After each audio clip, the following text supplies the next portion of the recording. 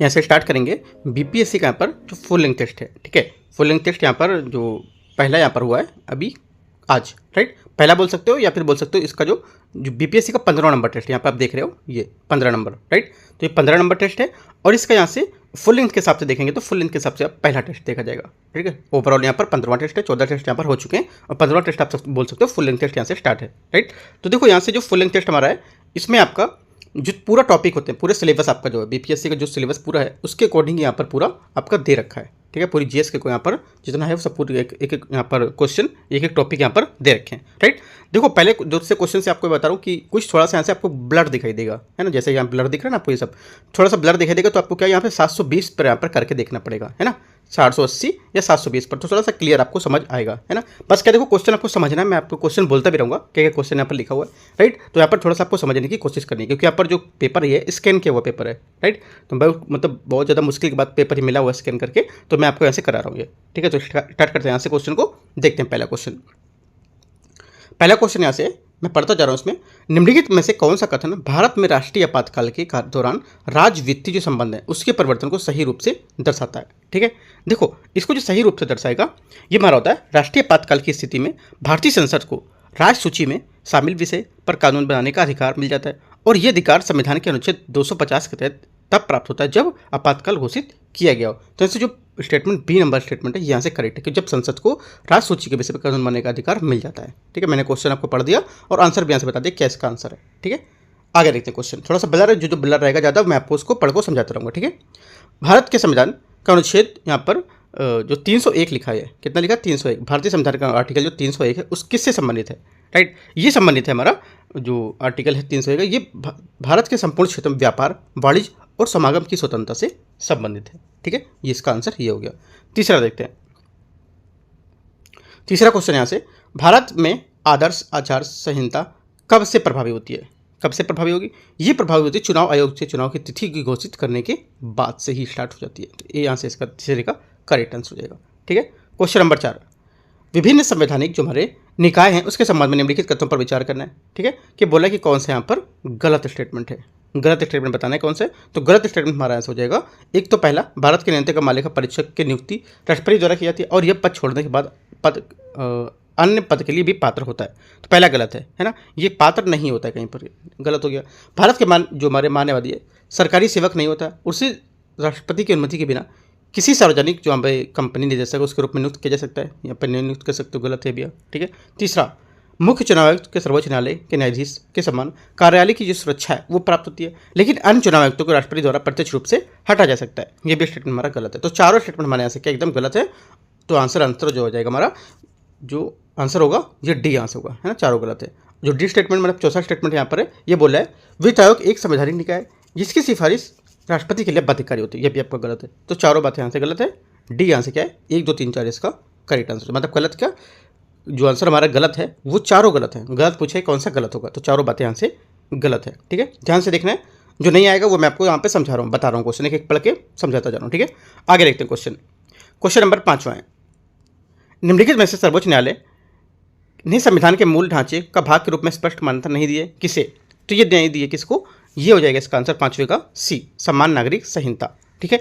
समान नागरिक संहिता जो है सर्वोच्च न्यायालय द्वारा संविधान के मूल ढांचे के भाग के रूप में स्पष्ट करने पर मान्यता नहीं दी गई है, राइट।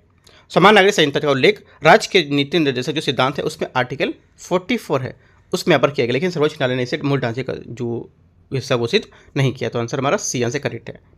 क्वेश्चन 6, भारत में डबल जियोपार्डी से संरक्षण की गारंटी किस अनुच्छेद में दी गई है, ठीक है। देखो भारतीय संविधान के आर्टिकल 20(2), ठीक है, कौन सा 20(2) में यह गारंटी दी गई कि व्यक्ति को एक ही अपराध के लिए एक से अधिक बार अभियोजित या दंडित नहीं किया जाएगा। इस सिद्धांत को डबल जियोपार्डी है वो कहते हैं, ठीक है। तो आंसर हमारा क्या हो जाएगा, आंसर छठे का सी, है ना, 20(2). क्वेश्चन 7वां, यदि किसी पंचायत को उसके गठन के 2 वर्ष बाद यहाँ पर उसे पहले से भंग कर दिया जाए तो संविधान के अनुसार सही प्रावधान क्या होगा। देखो संविधान के अनुसार जो हमारा सही प्रावधान होगा, इसे केवल शेष कार्यालय के लिए यहाँ पर पुनर्गठित किया जाएगा। उसे जो शेष का मतलब हमारा टाइम पीरियड रहेगा उसके लिए यहाँ पर इसको पुनर्गठित कर सकते हो। तो ए यहाँ से इसका 7वें का सी यहाँ से इसका करेक्ट आंसर हो जाएगा 7वें का, ठीक है। क्वेश्चन नंबर 8,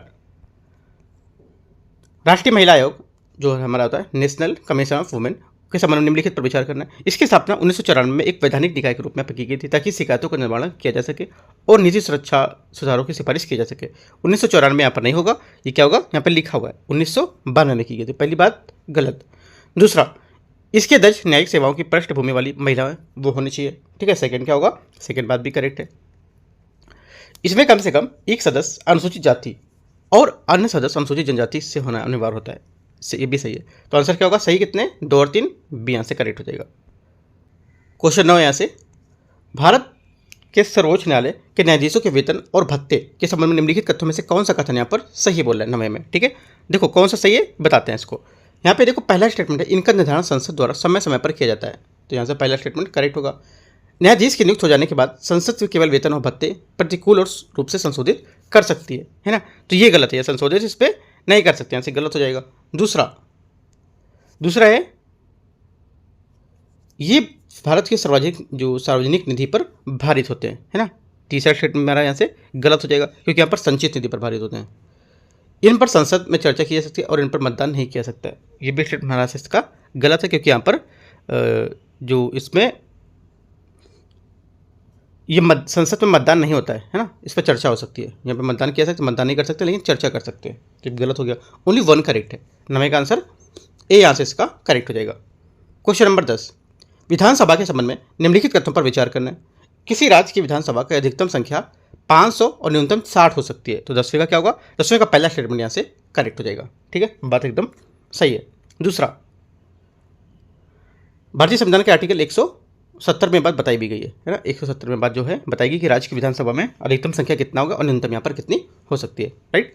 दूसरी बात, राज्यपाल आवश्यकता पड़ने पर एंग्लो इंडियन समुदाय को एक सदस्य मनोनीत कर सकता है, सेकंड क्या होगा, सेकंड यहाँ से गलत क्योंकि ये पहले प्रावधान था लेकिन अब 104वें संविधान संशोधन के तहत यहाँ पर इसे 2019 में हटा दिया गया। ठीक है, तो ये गलत हो जाएगा। विधानसभा का सामान्य कार्यकाल 5 वर्ष का होता है, तीसरी बात क्या होगी, तीसरी बात यहाँ से करेक्ट है कि 172 में बात बताई गई आर्टिकल में, तो यहाँ से बात सही हो जाएगी।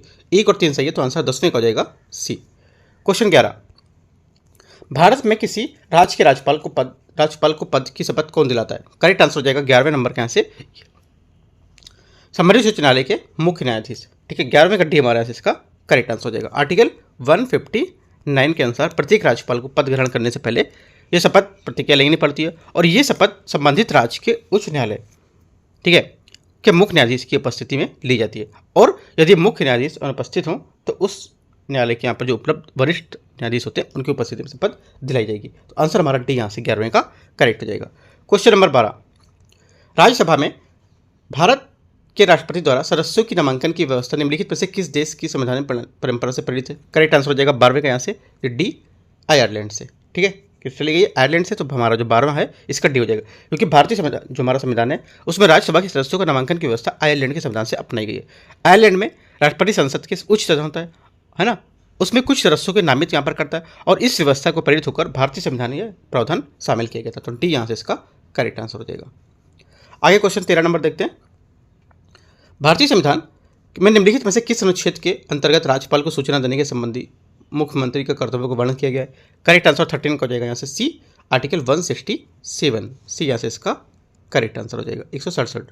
ठीक है, तो देखो यार 13 जो क्वेश्चन है बताता है कि आर्टिकल जो 167 में स्पष्ट रूप से कहा गया है कि मुख्यमंत्री को मंत्रिपरिषद के सभी निर्णय और प्रस्तावित विधायिका की जानकारी राज्यपाल को देनी होगी, राइट, और राज्यपाल द्वारा राज्य के प्रशासन में संबंधित मांगी गई कोई भी जानकारी को उपलब्ध करानी होगी। ठीक है, तो यह बात हमारे इंपॉर्टेंट है, 167 में बात बताई गई है, सी इसका करेक्ट आंसर रहेगा। देखो जो मैं बताते चल रहा हूँ रेड यहाँ से कलर से, वही आंसर से करेक्ट है। जैसे कुछ यहाँ पे आंसर लगे हैं, कुछ आंसर किसी ने यहाँ पर सही किए, किसी का पेपर है, किसी ने कुछ आंसर सही किए, कुछ गलत है। ठीक है, जो मैं आंसर फाइनली बता रहा हूँ यहाँ पर रेड करके बताऊंगा और यहाँ पर क्रॉस मार दूंगा कौन सा सही है। ठीक है, बताता भी चल रहा हूँ। क्वेश्चन 14 यहाँ से, भारत के मुख्य न्यायाधीश की नियुक्ति के संबंधित सिद्धांत है, उसके परंपराओं के संबंधित निम्नलिखित कथनों पर विचार करना है। भारत के मुख्य न्यायाधीश को राष्ट्रपति की इच्छा से दूसरी बार यहाँ पर नियुक्त किया जा सकता है। पहला क्या होगा, जो 14 का हमारा पहला स्टेटमेंट है यहाँ से ये गलत हो जाएगा। ठीक है, क्योंकि यहाँ पर संविधान या परंपरा जो मुख्य न्यायाधीश है उसको राष्ट्रपति के विवेकाधिकार दूसरे कार्यालय के लिए यहाँ पर पुनर्नियुक्ति का कोई प्रावधान नहीं है, गलत हो जाएगा। दूसरी बात, मुख्य न्यायाधीश की नियुक्ति के लिए वरिष्ठ का सिद्धांत कोई संवैधानिक आवश्यकता नहीं होता है। सेकंड बात हमारी करेक्ट है, क्योंकि आर्टिकल 124 में बताया गया था। वरिष्ठता का सिद्धांत एक परंपरा के रूप में विकसित हुआ था जो मेमोरेंडम ऑफ प्रोसीजर द्वारा निर्देशित होता है। ये भी स्टेटमेंट करेक्ट है। तो पूछे कौन सा सही है? करेक्ट आंसर 2 और 3 सी यहाँ से करेक्ट हो जाएगा। क्वेश्चन नंबर 15, यदि किसी विशेष क्षेत्र को भारतीय संविधान की 5वीं सूची के अंतर्गत लाया जाता है तो निम्नलिखित में से कौन सा इसके परिणाम सर्वोत्तम रूप से बता सकता है? करेक्ट आंसर हो जाएगा 15 का यहाँ से ये जनजातीय लोगों की भूमि और गैर जनजातीय लोगों की हस्तांतरित करने के नाम पर रोकेगा। ठीक है, तो क्या होगा? सी यहाँ से इसका करेक्ट आंसर हो जाएगा 15 का। क्वेश्चन 16, ई रूपी लाभ का, यहाँ पे ई रूपी था, उसके लाभ और संबंध में निम्नलिखित कथनों पर विचार करना है। देखते हैं इसको। डिजिटल रुपया जिसको बोलते हैं ई रूपी, है ना।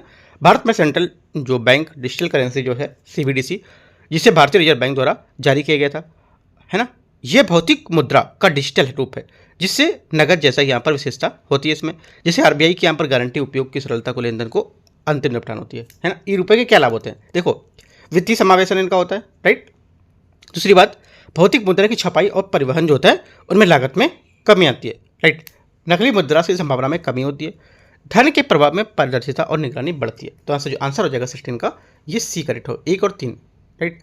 बी नंबर यहाँ से गलत होगा, 2 नंबर, क्योंकि ये वाणिज्यिक बैंकों में तरलता को कम करता है, ये गलत होगा।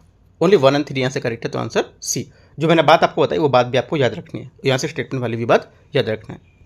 क्वेश्चन नंबर 17, निम्नलिखित में से कौन से प्रगतिशील कर प्रणाली को सर्वोत्तम रूप से बताता है? मतलब हमारा जो प्रगतिशील टैक्स होता है उसके बारे में यहाँ पर क्वेश्चन है 17 का।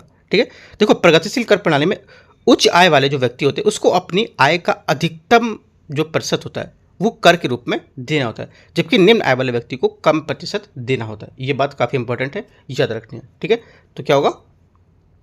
ये बात याद रखना है। उसके बाद ये प्रणाली न्याय सुनिश्चित करने पर आय असमानता को कम करने के उद्देश्य से बनाई गई है, जिससे अधिक भुगतान करने की क्षमता रखने वाले जो हैं उस पर अधिक कर का भार डाला जा सके। तो आंसर हमारा आय बढ़ने पर कर की दर बढ़ती है। ये इसका स्टेटमेंट सामने निकल कर आता है। जो मैंने आपको दोनों बात बताई वो दोनों बात आपको याद रखना है, उसी के अकॉर्डिंग यहाँ से जो आय बढ़ने पर ही दर बढ़ेगी, ये चीज़ यहाँ पर इसमें बताता है। ठीक है, तो आंसर 17 का हो जाएगा सी, स्टेटमेंट यहाँ से सही है। क्वेश्चन नंबर 18, देखो, जो मैं बात बताते चलता हूँ वो भी बात आपको याद रखना है, क्योंकि यहाँ पर जरूरी नहीं कि क्वेश्चन जो स्टेटमेंट में दे रहा वही क्वेश्चन आपसे पूछे।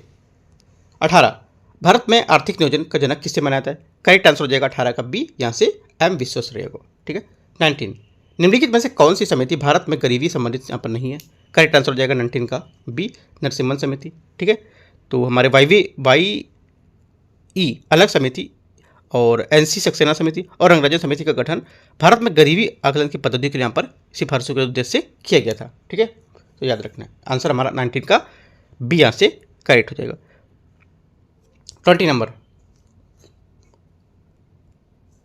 निम्नलिखित में से कौन सा विकल्प अवसर लागत को सर्वोत्तम रूप से परिभाषित करता है ना। देखो, मतलब अवसर लागत के रूप में कौन सी बात यहाँ पर सही बता रहे हैं स्टेटमेंट में। तो हमारा स्टेटमेंट होता है त्याग दिए जाने वाले अगले जो सर्वश्रेष्ठ विकल्प होते हैं उसका मूल्य क्या होता है?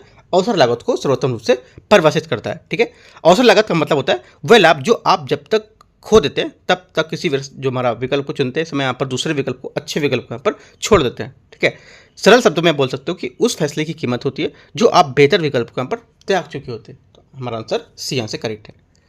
21, भारत के खाद्य प्रसंस्करण क्षेत्र में प्रत्यक्ष विदेशी निवेश जो होता है FDI, उसकी वर्तमान सीमा कितनी है? वर्तमान सीमा है 21 का आंसर हो जाएगा यहाँ से डी, 100%। ठीक है, कितना? 100%। तो यहाँ पर जो भारत के खाद्य प्रसंस्करण क्षेत्र में प्रत्यक्ष विदेशी निवेश है FDI, इसकी वर्तमान सीमा 100% है। और भारत में उत्पादित ये निर्मित जो खाद्य वस्तु हैं उसमें खुदरा व्यापार और ई-कॉमर्स को छोड़कर कुछ शर्तों के तहत यहाँ पर स्वचालित मार्ग के माध्यम से अधिकतर गतिविधि के लिए अनुमति प्राप्त होती है। तो आंसर 21 का डी करेक्ट है। 22 नंबर, क्रांति और संबंधित यहाँ पर उत्पाद उसके संबंध में आपको बताना है कौन सा सही सम्मिलित नहीं कर रहा है। 22 का जो हमारा नहीं सम्मिलित है सिल्वर फाइबर क्रांति, सिल्क बोल रहा है। ठीक है, जो हमारा सिल्वर फाइबर क्रांति है वास्तव में रेशम से नहीं बल्कि यहाँ पर कपास से जुड़ी होती है ना। तो ये गलत हो जाएगा, आंसर यही हमारा गलत है। तो गलत पूछा था कौन सा है? तो सी। बाकी यहाँ पर दोनों जो बचे तीनों स्टेटमेंट A, B, D ये सब करेक्ट है। क्वेश्चन 23, अभिकथन A, व्यापार संतुलन कभी भी प्रतिकूल संतुलन नहीं दर्शाता है। जो हमारा व्यापार संतुलन होता है कभी भी प्रतिकूल संतुलन नहीं दर्शाएगा। पहला क्या होगा? पहला स्टेटमेंट हमारा से इसका जो रहेगा ये गलत है। किसी देश का व्यापार संतुलन अनुकूल या सकारात्मक, प्रतिकूल या नकारात्मक हो सकता है। प्रतिकूल व्यापार हमारा जो संतुलन है, जिसे व्यापार घाटा भी यहाँ पर कहा जाता है, तब होता है जब किसी देश को आयात और उसके निर्यात से अधिक हो जाता है, अर्थात वह विदेशी जो वस्तु है उसमें सेवाओं पर उतना खर्च यहाँ पर होता है जितना उससे उत्पादों के जो विदेशों से बेचकर अर्जित करता है। तो यहाँ से क्या होगा, पहला स्टेटमेंट गलत हो जाएगी, गलत बात बता रहा है। ठीक है, दूसरी बात, ये बात नोट कर लेना, बहुत इंपॉर्टेंट बात है। ठीक है, हर एग्जाम में काम आएगी सब जो बातें बता रहा हूँ ना, कि एवरग्रीन, मतलब जैसे कि ये नहीं कि आपसे जो बीपीएससी पेपर दे रहे हो तो सिर्फ इसी में आपका काम आएगा, नहीं। अभी भी यूपीएससी आप शायद दोगे या नहीं दोगे, है ना, दोगे तो और अच्छा है, यहाँ से आपको क्वेश्चन बन सकता है स्टेटमेंट वाइज। और यहाँ से यूपी पीसीएस दोगे तो वहाँ तो और अच्छा है कि स्टेटमेंट वाइज ही क्वेश्चन पूछता है। ठीक है, दूसरी बात, वस्तुओं और सेवाओं के निर्यात और जो आयात होता है वो इसमें व्यापार संतुलन कहलाता है। ये हमारा करेक्ट है, वस्तुओं और सेवाओं का जो निर्यात आयात है वही व्यापार संतुलन कहलाता है। तो ये हमारा स्टेटमेंट इसका देखो सही कब होता है, ये व्यापार संतुलन केवल वस्तु के निर्यात और आयात के बीच यहाँ पर जो अंतर होता है, इनके सेवा, यहाँ पर अगर बोलता है कि सेवा, यहाँ पर सेवा गलत हो गया है ना, वस्तु और सेवाओं के जो हमारा जो अंतर व्यापार है वो यहाँ पर इसका संतुलन व्यापार संतुलन कहलाता है। यहाँ पर बोला कि वस्तु सेवा के जो वस्तु और जो सेवाएं बोल दी इसने, तो यहाँ से इसका गलत हो गया। ठीक है, सेवाएं नहीं बोलना चाहिए था, है ना, क्या बोलना चाहिए था, जो हमारे व्यापार संतुलन है उसके केवल वस्तु और निर्यात के मूल्य के बीच, वस्तु और जो निर्यात है उसके मूल्य के बीच यहाँ पर जो अंतर होता है उससे यहाँ पर व्यापार संतुलन कहते हैं। उसकी सेवाओं से मतलब नहीं था यहाँ पर, तो ये गलत हो गया, है ना। ये पॉइंट आपको याद रखना कहाँ गलत हो रहा है, राइट। यहाँ पे सेवाएं नहीं होंगी, राइट, नोट करके आप एक अच्छे से दोनों पॉइंट को बहुत अच्छे से लिख सकते हो। तो आंसर हमारे दोनों गलत है। 23 का आंसर क्या हो जाएगा, डी यहाँ से करेक्ट है, सॉरी हाँ डी यहाँ से करेक्ट है, दोनों सत्य है, राइट। गलतियाँ ध्यान रखनी, कहाँ पे गलती हो सकती है, जहाँ पे देखो गलत बता रहा हूँ हो रहा है वहाँ पे आप सीधे से लिख के ऐसे करके गलत दिखा दो कहाँ पर गलत हो रहा है। ठीक है, आगे देखते हैं क्वेश्चन 24 है, निम्नलिखित में से किस वर्ष भारत में औद्योगिक नीति का निर्माण अंगीकृत नहीं किया गया था। करेक्ट आंसर हो जाएगा 24 का बी, 1952 में। ठीक है, 1952 क्या था, इस वर्ष कोई भी औद्योगिक नीति यहाँ पर नहीं बनाई गई थी, है ना। 1948 में प्रथम औद्योगिक नीति प्रस्तावित किया गया था और 1956 में ये द्वितीय हमारी जो सबसे व्यापक औद्योगिक नीति प्रस्ताव पारित किया गया था। 1991 में नई औद्योगिक नीति लाई गई थी जिसका मुख्य जोर उदारीकरण, निजीकरण और वैश्वीकरण, जिसको बोल सकते हो एलपीजी पर था। ठीक है, आपसे क्वेश्चन भी पूछ सकता है कब यहाँ पर नई औद्योगिक नीति लाई गई थी जिसका मुख्य जोर था उदारीकरण, निजीकरण और वैश्वीकरण, जिसे एलपीजी बोलते हैं। ये एलपीजी का फुल फॉर्म बोल देगा क्या है ना। तो 1991 और एलपीजी का फुल फॉर्म जैसे कि बोल सकते हो उदारीकरण, निजीकरण और पर वैश्वीकरण। ठीक है, तो यहाँ पे तीनों बात याद रखनी है। तो आंसर हमारा 24 का बी यहाँ से करेक्ट है। 25 अमृत भारत जो स्टेशन योजना के संबंध में निम्नलिखित पर विचार करना है। अमृत भारत ट्रेन भी चलती है ना, दरभंगा से जो नई दिल्ली की ओर चलती है, और भी एक दो स्टॉपेज में भी है ना, तो याद रखना है कहाँ कहाँ पर है। और देखो ये काफ़ी अच्छी ट्रेन है, ये मतलब जो कुछ अभी शायद जनरल थी, जनरल स्लीपर ऐसा कुछ था, राइट। तो जनरल ज़्यादातर मैं जनरल इसका देखा हूँ। ठीक है, तो मैंने जनरल में इसमें सफ़र भी किया, मतलब टाइम टू टाइम आपको डिस्टेंस से पहुँचाएगी, जैसे दरभंगा से चलेगी और दिल्ली से तक चलती है, तो यहाँ से टाइम टू टाइम एकदम पहुँचाती है ट्रेन। ये दरभंगा से अगर दिल्ली पहुँचना है तो बल्कि वो 10-15 मिनट जल्दी पहुँचाएगी, 10-15 मिनट लेट नहीं पहुँचाएगी, पूरा डिस्टेंस, टोटल डिस्टेंस की बात कर रहा हूँ। ठीक है, तो याद रखना काफ़ी अच्छी ट्रेन, अभी कभी जाते हो तो यहाँ से सफ़र कर सकते हो, तो कम टाइम में ज़्यादा सफल, मतलब यहाँ से आप जो डिस्टेंस को कवर कर पाओगे। तो देखते हैं 25 को यहाँ से, इसमें बोला अमृत भारत स्टेशन के बारे में। इसे भारत भर के 1300 से अधिक रेलवे स्टेशनों के पुनर्विकास के लिए रेल मंत्रालय द्वारा शुरू किया गया था। पहला क्या होगा, पहला स्टेटमेंट यहाँ से हमारा करेक्ट है, क्योंकि अमृत भारत स्टेशन भारतीय रेलवे की एक दीर्घकालिक पहल है जिसे रेल मंत्रालय ने फरवरी 2023 में शुरू किया था। इस योजना का लक्ष्य था कि देश भर के यहाँ पर 1309 रेलवे स्टेशनों को पुनर्विकास करना, है ना, मतलब डेवलप करना उनको। पहली बात सही है। ये योजना अल्पकालिक योजना पर आधारित है और केवल नई सुविधाएं जोड़ने पर केंद्रित है, मौजूदा सुविधाओं पर उन्नत नहीं करती है। सेकंड क्या होगा, सेकंड गलत, क्योंकि ये योजना दीर्घकालिक मास्टर प्लानिंग पर केंद्रित है, न केवल नई सुविधाओं को शुरुआत करेगी बल्कि जो पुरानी हमारी मौजूदा हैं उनको भी यहाँ पर प्रतिस्थापन करेगी, मतलब यहाँ पर रिप्लेस करके थोड़ा सही बनाएगी, राइट। तो यहाँ से गलत हो जाएगी बात, ओनली वन करेक्ट है, आंसर ए।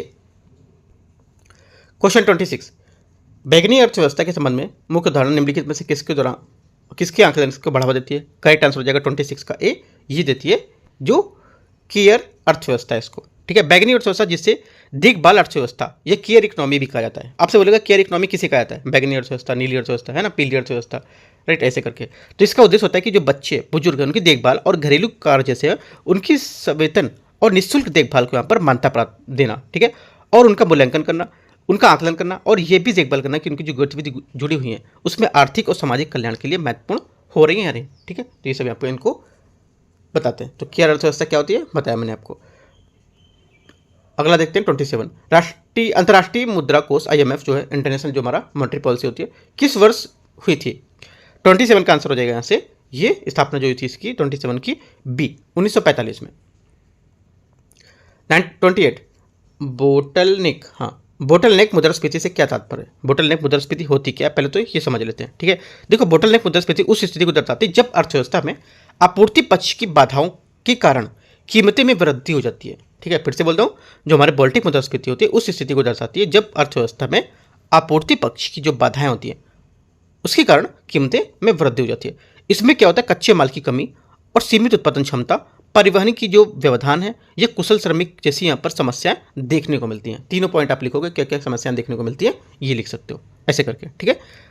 और बोल्टिनेक्स वस्तुओं जो सेवाओं हैं उस पर सुचारू रूप से प्रभाव रुकावट डालते हैं, जिससे क्या होता है आपूर्ति की मांग यहाँ पर तुलना में कम हो जाती है और कीमतें बढ़ जाती हैं, भले ही कुल मांग या मुद्रा की आपूर्ति में कोई विशेष वृद्धि ना हो। तो बहुत इंपॉर्टेंट क्वेश्चन है 28, याद रखना है। मैंने बोला कि जो भी मैं पेपर कराया A4 पेपर आपको लेके बैठना है, ये डेली में नहीं बताऊंगा, चलो फिर भी मैं आप बीच न बीच में कहीं बता देता हूँ, याद रहता है तो, लेकिन आपको हमेशा अगर नहीं बोलना हो लेके बैठना है तो फिर भी आपको लेके बैठना है। A4 पेपर लेके बैठो, कुछ इंपॉर्टेंट यहाँ पे टॉपिक देखो, बहुत अच्छा कुछ यहाँ पे क्वेश्चन था, ऊपर भी मैंने 2-3 क्वेश्चन अच्छे बताए, अगर आपको आते हैं तो ठीक है, लेकिन कुछ इंपॉर्टेंट बातें यहाँ पे आप इसकी नोट कर सकते हो, राइट। तो देखो आंसर हमारा 28 का हो जाएगा, बी यहाँ से करेक्ट आंसर है। जिसने यहाँ पर क्वेश्चन किया है, देखो किसी ने जिसका पेपर है उसने मारा बी मारा है, सही यहाँ पे मारा है, ठीक है। तो मतलब देखो यहाँ पे जो इसका पेपर देख रहे हो काफ़ी क्वेश्चन करेक्ट है इनके, राइट। इस वजह से क्या ज़रा प्रैक्टिस आप करोगे, अगर अच्छे से नोट्स बनाओगे क्वेश्चन का, उनको समराइज करोगे, देखोगे तो यहाँ पे अच्छे से प्रैक्टिस आप भी कर पाओगे, राइट। याद रखना है, कुछ डाउट रहता है आप नीचे कमेंट में पूछोगे। बहुत सारे लोग हैं कि मतलब पूछते कि सर अभी टाइम कम है तो कैसे पढ़ने क्या है ना, तो बहुत लोगों को मैंने बताया कि क्या क्या कैसे करना है, ठीक है। बाकी अच्छे से पढ़ते रहो और प्रैक्टिस क्वेश्चन की जरूर करो, है ना। तो यहाँ से बी 28 का करेक्ट आंसर हो जाएगा, राइट। 29 हाल ही में चर्चा में रहा शब्द गोल्डीलॉक्स अर्थव्यवस्था किससे संबंधित है। करेक्ट आंसर हो जाएगा गोल्डीलॉक्स संबंधित है संतुलित और स्थिर समष्टि आर्थिक नीति से, बी आंसर 29 का करेक्ट आंसर हो जाएगा। गोल्डीलॉक्स हमारा जो होता है अर्थव्यवस्था में जिससे संतुलित आर्थिक वृद्धि और कम मुद्रास्फीति या महंगाई होती है, ऐसी स्थिति में स्थिति होती है जब केंद्रीय जो बैंक की जो तटस्थ और थोड़ी नरम मौद्रिक नीति अपनाने के लिए यहाँ पर उपयुक्त होती है। इसका मतलब होता है कि जब ब्याज दरें में ना तो तेजी से बढ़ोतरी की जाती है और ना ही उन्हें तेजी से घटा जा सकता है, सिंपल सी बात समझ सकते हो, ठीक है। तो उन्हें बढ़ोतरी की जाती है और यहाँ पर उन्हें ना ही तेजी से घटाता है ना, बल्कि ऐसा संतुलन रखा जाता है जिससे आर्थिक विकास जारी रहे और महंगाई भी निलंबित मतलब यहाँ पे नियमित या नियंत्रित बनी रहे। तेजी से ना बढ़ाना ना तेजी से घटाना है, ठीक है। बढ़ाओगे तो बहुत ज़्यादा लोग क्या परेशान हो जाएंगे, तेजी से घटाओगे तो क्या होगा, एकदम से बेकार भी हो जाएगी, है ना।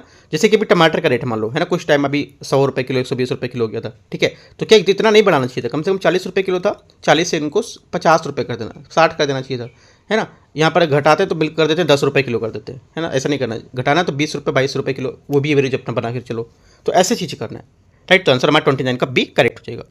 क्वेश्चन नंबर 30 भारत के किस राज्य में बायो विलेज 2.0 पहल की शुरुआत की गई थी। करेक्ट आंसर हो जाएगा 30 का B Tripura. Question 31 one nation one election पहल के संबंध में निम्नलिखित कथनों पर विचार करना है। इसकी व्यवहार्यता की जांच के लिए गठित उच्च स्तरीय समिति की अध्यक्ष पूर्व राष्ट्रपति रामनाथ कोविंद ने किए। पहला क्या होगा, पहला स्टेटमेंट हमारा 31 का यहाँ से करेक्ट हो जाएगा। ये क्वेश्चन मैंने आपको यूपीपीसीएस का टेस्ट कराया है, वहाँ पे मैंने बताया था कल, है ना। यूपीपीसीएस को जो 6 नंबर टेस्ट कराया मैंने, वहाँ पे क्वेश्चन बताया मैंने आपको, ठीक है। देखो ये यहाँ पर यूपीपीसीएस है या बीपीएससी है ना, या देखो यूपीपीसीएस बीपीएससी लगभग के जो हमारे क्वेश्चन होते हैं पूछने का तरीका वो थोड़ा सा डिफरेंट होता है ना। डिफरेंट क्या है, यहाँ से देखो आप अगर यूपीएससी आप पास कर लोगे तो बीपीएससी है उसको सारे से आप पास कर जाओगे, क्योंकि यहाँ पर बहुत डीप क्वेश्चन आप अच्छे से प्रैक्टिस कराता है वो, ठीक है। अगर यहाँ पे देखो आप बीपीएससी दे रहे हो तो यूपीपीसीएस वाले भी क्वेश्चन लगा सकते हो, क्योंकि यहाँ वो भी काफ़ी ज़्यादा आपको यहाँ से प्रैक्टिस हो जाएगा। और जो खान सर का जो टेस्ट है केजीएस हम लोग कर रहे हैं, ये जो पेपर लाए ना काफ़ी अच्छा पेपर है, यूपीपीसीएस लेवल का पेपर उन्होंने बनाया है, काफ़ी अच्छा है। तो इस वजह से क्या आप यूपीपीसीएस का भी पेपर सॉल्व कर सकते हो। मैं करा रहा हूँ 6 पेपर करा दिए, आप बीपीएससी के लिए भी शामिल कर सकते हो, ठीक है। तो पहला यहाँ से हमारा करेक्ट हो जाएगा। दूसरा, इसका उद्देश्य राज्य और जम्मू कश्मीर पांडुचेरी और नई हमारी जो दिल्ली सहित यहाँ पर केंद्र शासित प्रदेशों के चुनाव की प्रक्रिया को एक समान बनाता है। सेकंड क्या होगा, सेकंड भी हमारा करेक्ट है, दोनों बातें करेक्ट है, तो आंसर 1 और 2 सही है। क्वेश्चन नंबर 32 एनपीएस वात्सल्य योजना के संबंध में निम्नलिखित में से कौन सा कथन सही है। सभी नाबालिग नागरिक को इस योजना के लिए पात्र होते हैं, ठीक है। पहला क्या होगा, 32 का पहला स्टेटमेंट यहाँ से जो रहेगा करेक्ट हो जाएगा। दूसरा, खाता किसी नाबालिग के नाम खोला जा सकता है और इसे माता पिता के अभिभावक द्वारा पर संचालित किया जा सकता है, सेकंड भी करेक्ट है। इस योजना को वित्त मंत्रालय द्वारा विनियमित किया गया था। तीसरी बात गलत, ये हमारी राष्ट्रीय पेंशन प्रणाली उसके द्वारा किया गया था, तो ये गलत हो जाएगा। ओनली 1 2 करेक्ट है, ये यहाँ से सही आंसर है। क्वेश्चन 32, नैरोपोरस मल्टीलेयर्ड पॉलीमेरिक मेम्ब्रेन्स के संबंध में निम्नलिखित कथनों पर विचार करना है। ठीक है, देखते हैं 33 को। यहां से पहला है, इसमें बोला है नैरोपोरस जो है इसे डीआरडीओ द्वारा विकसित किया गया था। पहला क्या होगा 33 का, करेक्ट है।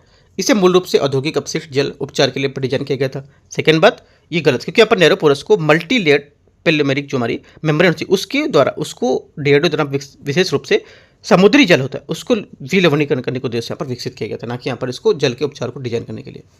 इसकी बहुस्तरीय मेम्ब्रेन संरचना निम्न दाब की स्थिति में स्थायित्व को सुधार करती है। तीसरा गलत है, क्योंकि यहाँ पर मतलब इसकी जो झिल्ली है इसमें बहुस्तरीय संरचना विशेष रूप से उच्च लवणता वाले जो क्लोराइड है उसके आयनों से होने वाला जो नुकसान है उसको सहन करने के लिए पर इसको डिजाइन किया जाता है। इसे उच्च दबाव को झेलने के लिए पर सक्षम बनाया गया, जिससे क्या ये कठिन समुद्री परिस्थितियों में भी यहाँ पर अपना प्रतिक्रिया को दबाव डाल के आपको सही कर सके। तो ऐसे क्या होगा, ओनली 1 करेक्ट है। सही पूछा है तो केवल एक यहाँ से करेक्ट होगा 33 का। ठीक है, आगे देखते हैं क्वेश्चन 34। हाल ही में निम्नलिखित में से किस कंपनी ने अणु शक्ति विद्युत निगम लिमिटेड की स्थापना के लिए भारतीय परमाणु ऊर्जा जो है एनपीसीआईएल की साझेदारी की यहाँ पर की है? इससे करेक्ट आंसर हो जाएगा 34 का यहाँ से ए एनटीपीसी लिमिटेड है ना, इसका करेक्ट आंसर हो जाएगा। आगे देखते हैं क्वेश्चन 35। हाल ही में किस विश्वविद्यालय ने एमएल नामक एक नए रक्त समूह की पहचान की है? ठीक है, आंसर क्या होगा 35 का जो आंसर हो जाएगा यहाँ से ये हो जाएगा ब्रिस्टल विश्वविद्यालय ने एमएल नामक एक नया रक्त समूह यहाँ पर खोजा है। इस खोज में ब्रिस्टल विश्वविद्यालय ने शोधकर्ताओं जो थे उसने एनएच ब्लड और जो ट्रांसप्लांट के साथ एक सहयोग किया और यहाँ पर रक्त समूह के पीछे पर अनुवांशिक कारण को स्पष्ट किया है। ठीक है, तो आंसर हमारा क्या होगा 35 का ए करेक्ट हो जाएगा। 36, हाल ही में विश्व व्यापार संगठन WHO द्वारा किस देश को आधिकारिक और तौर पर कुष्ठ रोग यहाँ पर मुक्त घोषित किया गया है? कुष्ठ रोग जो मुक्त घोषित यहाँ पर किया गया, करेक्ट आंसर हो जाएगा 36 का यहाँ से ये जॉर्डन, ये यहाँ से इसका करेक्ट आंसर है। ठीक है, आगे क्वेश्चन 37 देखते हैं। यूनेस्को ग्लोबल जियो पार्क के संबंध में निम्नलिखित कथनों पर विचार करना है। हाल ही में यूनेस्को ने 11 देशों में 16 नए वैश्विक जियो पार्कों को नामित किया है। पहला क्या होगा 37 का पहली बात यहाँ से हमारी करेक्ट हो जाएगी। दूसरी, भारत 23 जियो पार्क में मौजूद है, मतलब भारत में 23 जियो पार्क मौजूद हैं टोटल। ठीक है, सेकंड हमारा गलत, क्योंकि यहाँ पर भारत में यूनेस्को का कोई भी वैश्विक जियो पार्क नहीं है। विश्व भर में केवल 229 जियो पार्क हैं। ठीक है, और लेकिन इसमें भारत में कोई भी यहाँ पर नहीं है, तो यहाँ से गलत है। ठीक है, तो स्टेटमेंट क्या होगा, पहला सही था, दूसरा गलत है। ये एकीकृत भौगोलिक क्षेत्र है जो संरक्षण, शिक्षा, सतत विकास के माध्यम से अंतर्राष्ट्रीय भूवैज्ञानिक जो हमारे महत्व स्थल को रक्षा करेंगे। तीसरा क्या होगा, तीसरा करेक्ट है आंसर 1-3 सही है। सही पूछा है तो 1-3 सी। क्वेश्चन 38, हाल ही में किस संगठन ने हिंद महासागर प्रशांत क्षेत्र में कैंसर के मामलों को मिलकर कमी लाने के लिए कैंसर मूनसाइट पहल यहाँ पर शुरू की है? करेक्ट आंसर हो जाएगा 38 का यहाँ से बी क्वाड।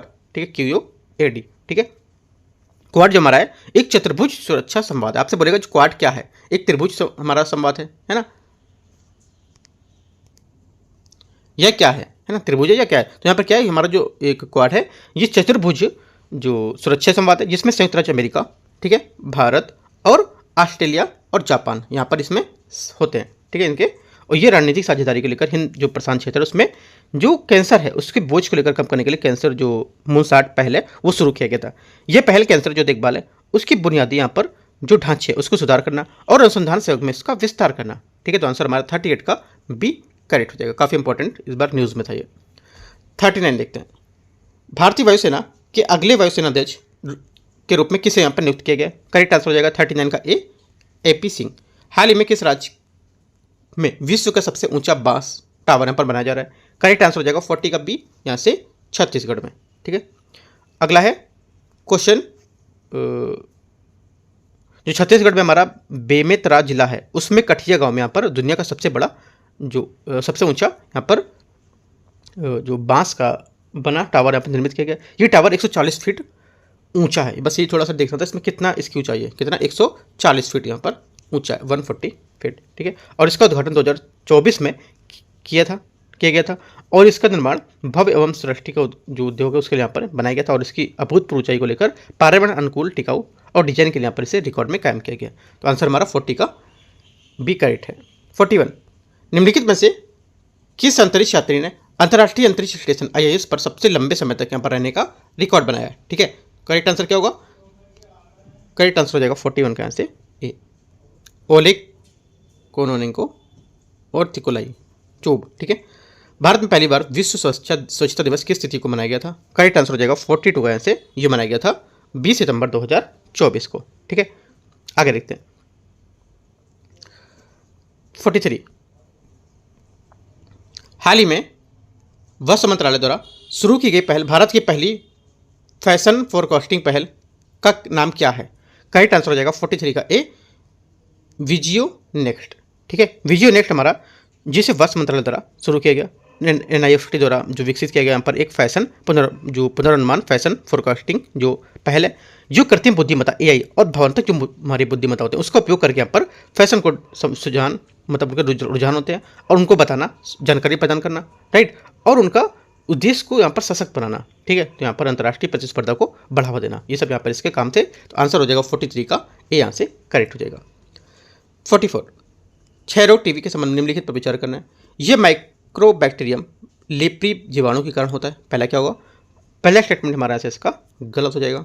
ठीक है, क्योंकि यहाँ पर क्षय रोग टीबी मुख्य रूप से माइक्रोबैक्टीरियम ट्यूबरकुलोसिस नामक जीवाणु के कारण होता है जो फेफड़ों में और पल्मोनरी टीबी को प्रभावित करता है। ठीक है, तो यहाँ से पहला लेप्री जीवाणु नहीं होता, गलत हो जाएगा। टीबी के समान लक्षणों में बुखार, थकान और वजन का घटना शामिल होता है। सेकंड क्या होगा? सेकंड हमारा सही है। ठीक है, तीसरी बात,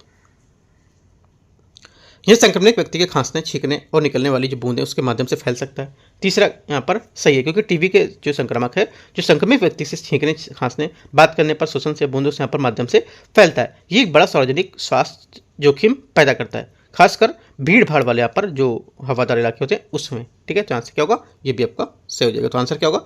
जो आंसर हो जाएगा 44 का आपका बी स्टेटमेंट करेक्ट है। 2 और 3 है ना, पहला गलत था। क्वेश्चन 44 हो गया। 45 देखते हैं।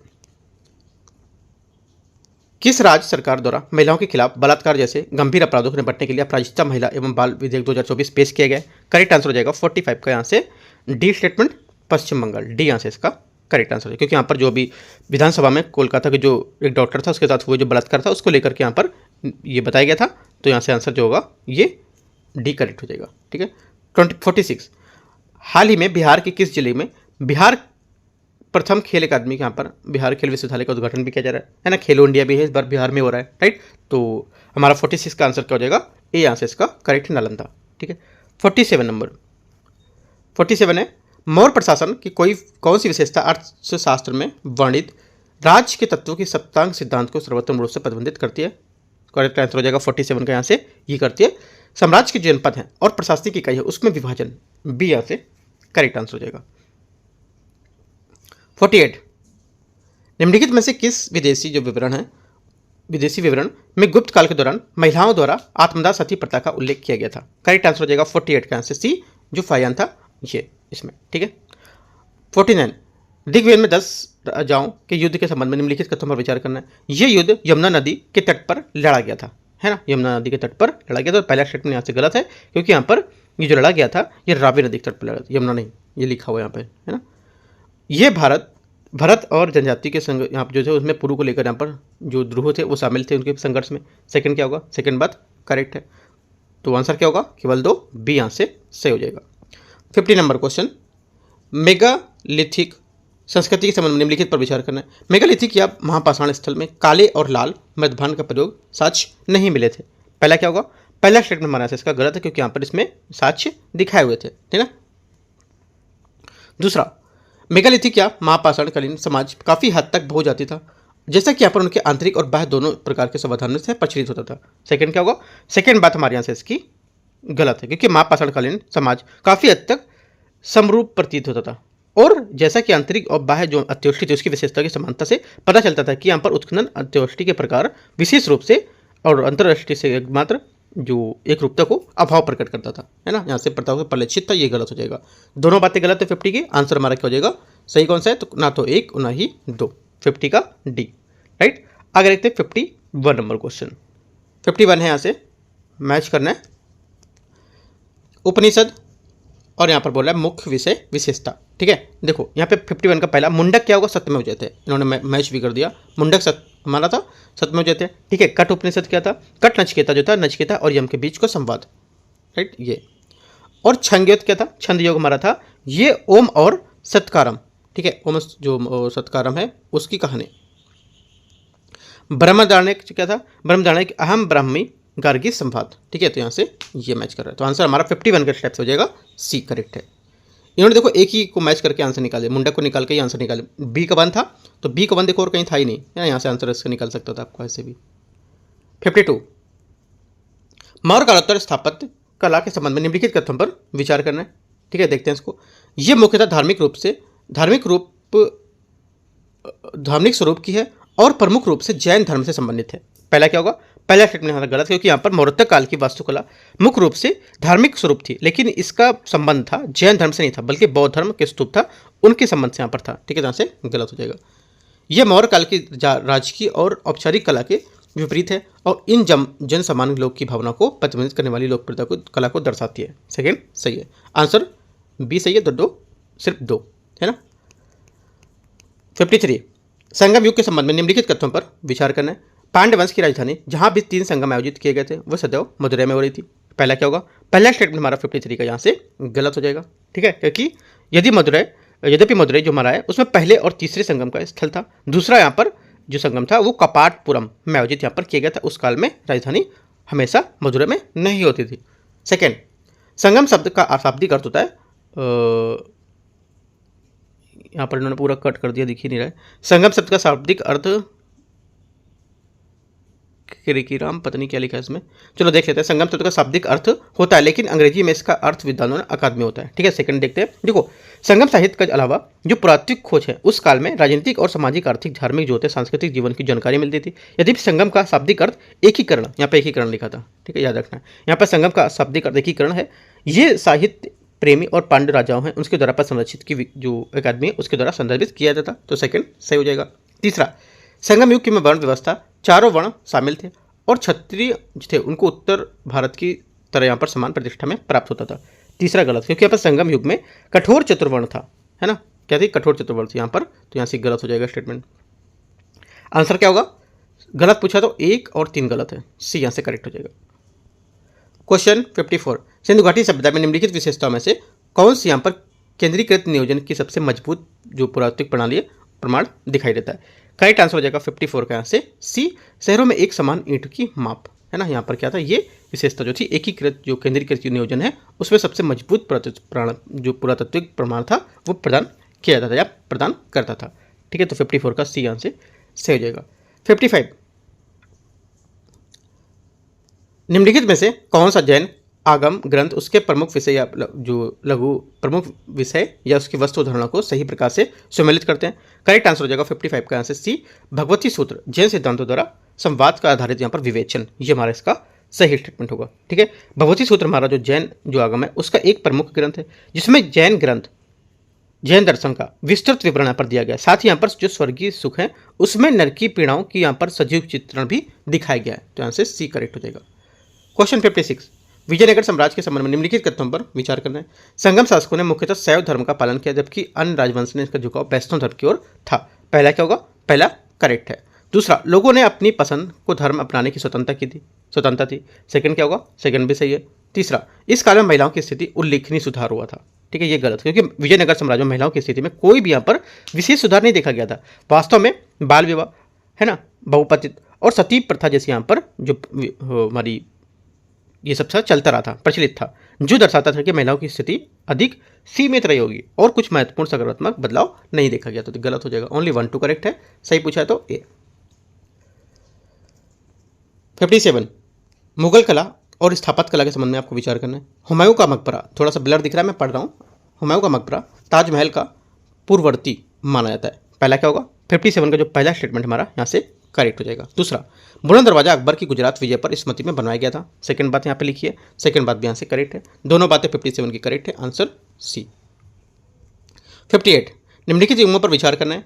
यहाँ पर कृति बोला है और यहाँ पर लेखक बोला है। ठीक है, आईने अकबरी, राइट, आईने अकबरी यहाँ से हो जाएगा 58 में पहला अबुल फजल दौरान पर लिखी गई थी, पहला सही है। बादशाहनामा ये क्या था, अब्दुल हमीद लाहौरी बोल रहे हैं, ठीक है। तो देखो बादशाहनामा शाहजहाँ के शासनकाल का एक वृत्तांत है जिसे शाहजहाँ के दरबार में इतिहासकार अब्दुल हमीद लाहौरी ने लिखा था। शाहजहाँनामा या इनायत खान, ठीक है, शाहजहाँनामा इनायत खान द्वारा लिखी गई एक यहाँ पर शाहजहाँ के एक महत्वपूर्ण जीवनी थी, ये भी करेक्ट है। आंसर 58 का हो जाएगा बी। यहाँ पे तीनों होना चाहिए था, है ना, क्योंकि आईने भी मैच कर रहा है, ठीक है। बादशाहनामा जो था ये भी यहाँ पर मैच करेगा क्योंकि यहाँ पर अब्दुल हमीद ने लिखा था, और शाहजहाँनामा जो था यहाँ पर इनायत खान द्वारा लिखी गया था। तो तीनों बातें करेक्ट हैं। आंसर हमारा क्या होना चाहिए था, सी। यहाँ से इसका करेक्ट है, ठीक है। 58 का तीनों बातें करेक्ट है। 58 औरंगजेब के निम्नलिखित में से उत्तराधिकारियों में से किसे शाह ए बेखबर के नाम से जाना जाता था। ये मैं क्वेश्चन करा चुका हूँ पहले, अगर आपने कंटिन्यू किया है क्वेश्चन तो यहाँ से कर पाओगे। 59 का बी यहाँ से करेक्ट है, बहादुर शाह फर्स्ट, ठीक है। आगे देखते हैं। 10वीं शताब्दी तक 12 अलवारों के भक्तिपूर्ण भजनों को निम्नलिखित में से संकलन कर संग्रहित किया गया था, किसे। तो करेक्ट आंसर हो जाएगा 60वें का यहाँ से आंसर बी, ये नलयेरा दिव्य प्रथम, ठीक है। 10वीं शताब्दी तक यहाँ पर जो था और 12 जो अलवार थे उनकी रचनाओं का एक संकलन संग्रहित किया गया था जिसे नालियरम और दिव्य प्रभम, ये 4000 पवित्र रचना जी के नाम से इनको जानते हैं, ठीक है। इसका मतलब होता है हमारे 4000 पवित्र जो रचना है ये, ठीक है, इनके रूप में संग्रहित किया गया था। आंसर बी यहाँ से करेक्ट है 60 का।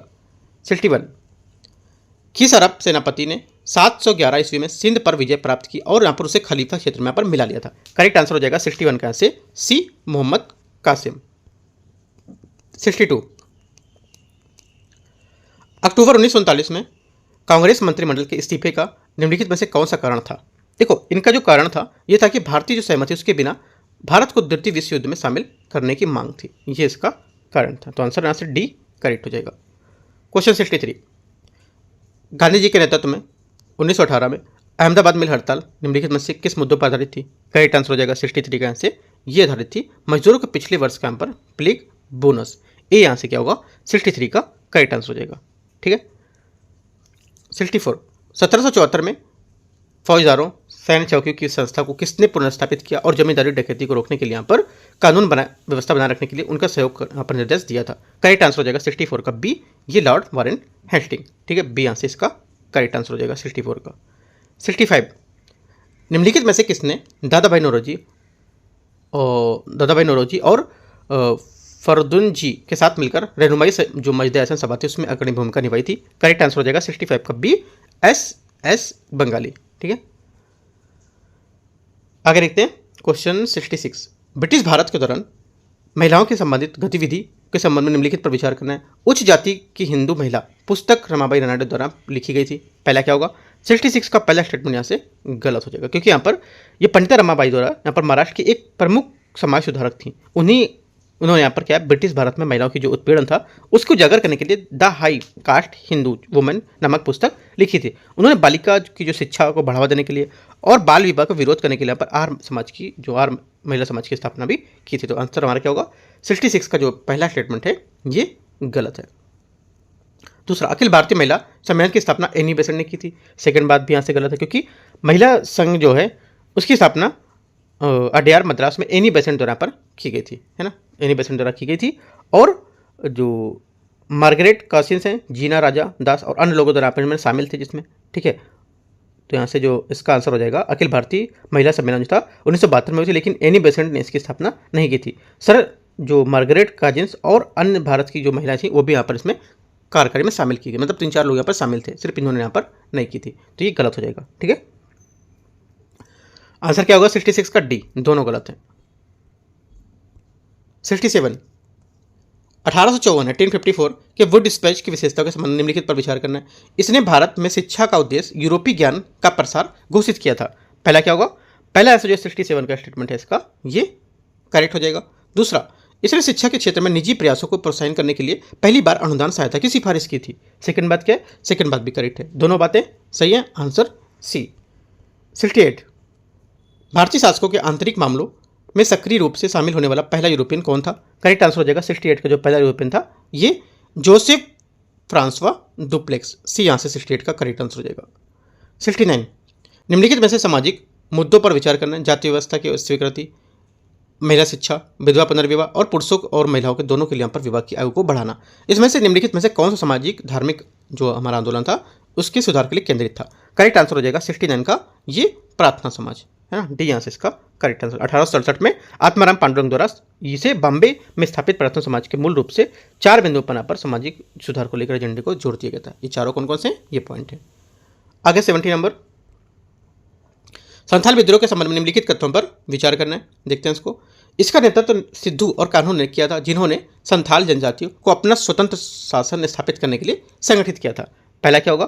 पहला स्टेटमेंट यहाँ से 70 का करेक्ट हो जाएगा। दूसरा, ये विद्रोह मुख्यतः मुगल साम्राज्य द्वारा लागू की गई उच्च कर नीतियों के विरुद्ध था। ये गलत है, क्योंकि हमारा संथाल विद्रोह था मुगल साम्राज्य के खिलाफ नहीं, बल्कि यहाँ पर ब्रिटिश ईस्ट इंडिया कंपनी की जो दमनकारी भू राजस्व नीति थी उसके यहाँ पर विरोध में था। तो यहाँ से गलत हो जाएगा। ओनली 1 करेक्ट है आंसर। पूछे गलत कौन सा है तो 2 सही है, 2 गलत है यहाँ पर। दूसरा वाला 71 1799, ठीक है, 1799 में प्रेस सेंसरशिप अधिनियम के बारे में विचार करना है। थोड़ा सा ब्लर दिख रहा है, मैं पढ़ रहा हूँ, ठीक है, आपको देखना है। इसकी रचना मूलतः लॉर्ड वेलेस्ली ने की थी, ठीक है। पहला क्या होगा? पहला स्टेटमेंट हमारा इसका करेक्ट है, क्योंकि यहाँ पर जो 1799 में प्रेस हमारा सेंसरशिप अधिनियम था, इसकी स्थापना इसकी रचना मूलतः लॉर्ड वेलेस्ली ने की थी। इसमें यह प्रावधान था कि सभी सामग्री को प्रकाशित करने से पहले सरकार से मंजूरी लेनी होगी। सेकंड बात क्या थी? सेकंड बात भी करेक्ट थी, दोनों बातें करेक्ट है 71 की। आंसर यहाँ से सी सही हो जाएगा। देखो जो ब्लर है मैं उसको सही बताना चलता हूँ, ठीक है। इसका दूसरा पार्ट लेके आऊँगा, वो एकदम कोशिश करूँगा एकदम क्लियर मुझे पेपर मिल जाए तो वहाँ से सेकंड पार्ट इसका क्लियर एकदम करूँगा, ठीक है। जो ब्लर दिख रहा है मैं एक बातें आपको बताते चल रहा हूँ, क्या यहाँ पर लिखा हुआ है। 72 निम्नलिखित में से किसे प्रकृति में उनकी अनुपस्थिति और अल्प मात्रा में हानिकारक जो प्रभाव उसके आधार पर गुणात्मक प्रदूषक बनाता है? करेक्ट आंसर हो जाएगा 72 का यहाँ से बी स्टेटमेंट, जिसमें से आपको हो जाएगा एक तो पहला डीडीटी और एक शाकनाशी, है ना। ये हमारा गुणात्मक प्रदूषक इनको माना जाता है। तो आंसर क्या होगा? देखो गुणात्मक प्रदूषक होते क्या है ये भी बात जान लो। गुणात्मक प्रदूषक वे प्रदूषक होते हैं जो प्राकृतिक रूप से पर्यावरण में नहीं पाए जाते हैं, राइट। इंपॉर्टेंट बात है, लिख सकते हो पॉइंट आप, बल्कि मानव गतिविधियों के कारण इसे प्रवेश करते हैं। उदाहरण के लिए कीटनाशक जैसे डीडीटी, रासायनिक खादें, खरपतवार नाशक, ये सब, है ना। तो आंसर हमारा 1 और 3 करेक्ट हो जाएगा, तो बी। आगे देखते क्वेश्चन 72 हो गया। 73 निम्नलिखित में से किस वृक्ष के समशीतोष्ण वनों में मिलने की संभावना है? किस वृक्ष में समशीतोष्ण वन में मिलने की संभावना है? करेक्ट आंसर हो जाएगा 73 का यहाँ से D statement. 1 2 3 4 oak, maple, cottonwood और रोडोड्रेगन, ये सब हमारे क्या वृक्ष के समशीतोष्ण वनों में मिलने की संभावना है। 74 एक स्थलीय खाद्य सुरक्षा जो होती है, स्थलीय खाद्य सुरक्षा में जो प्राणी विशेष रूप से पौधों पर निर्भर होते हैं उन्हें निम्नलिखित में से किस में वर्गीकरण पर किया जाएगा?